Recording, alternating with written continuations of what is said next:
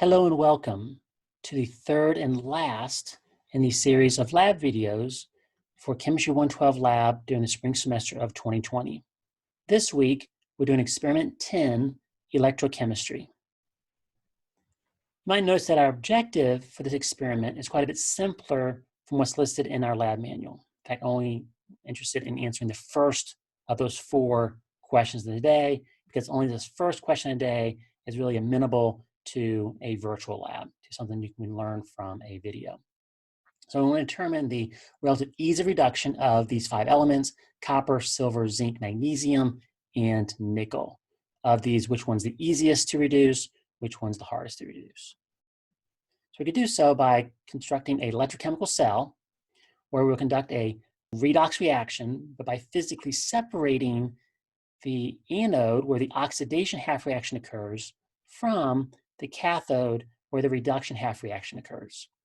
And if we have a spontaneous reaction, then electrons will spontaneously flow from the anode to the cathode. And then we can connect a voltmeter to it, and using that voltmeter, measure the cell potential. The cell potential is where we can actually directly measure.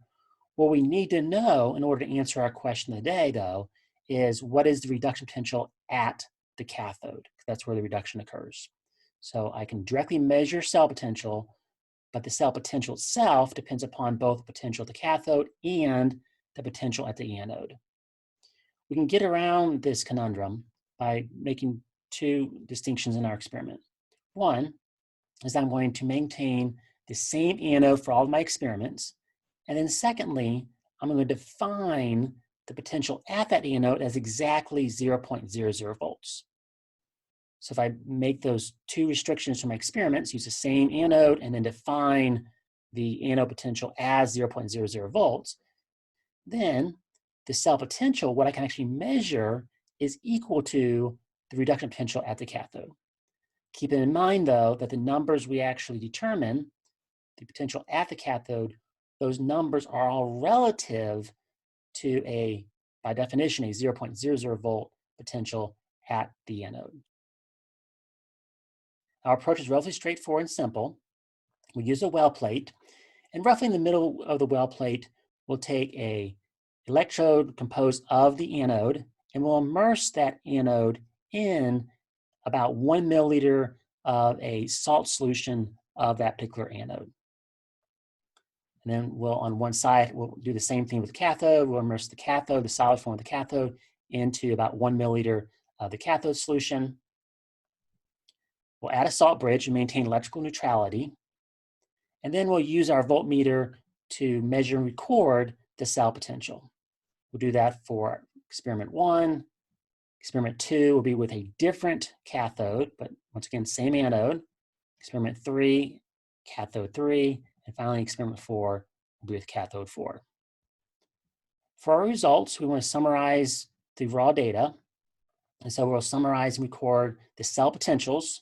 We can read these from the video, but I've also provided these cell potentials for each of these 4 experiments on our Excel spreadsheet.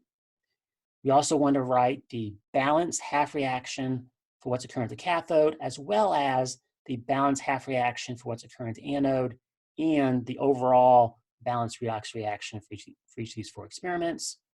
We have our cell potentials. Keep in mind what we define the potential at the anode to be. And then because of this, what we said earlier about what the potential at the cathode must be. Then to answer our question of the day, we'll take our 5 elements.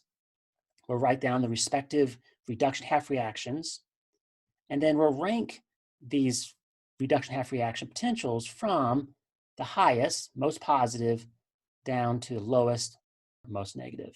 And that then gives us a table of relative ease of reduction, where the elements higher in the table are easier to reduce, a more positive reduction potential than those that are lower in the table. This is a 20-point lab report. So record in your lab notebook the pre-lab assignment, the procedures, make sure they're full and detailed, observations, your results, those 2 results tables on the previous slide, discussion questions we'll talk about on the next slide, and then like before, upload your legible scan using the Experiment 10 lab report upload link by the due date.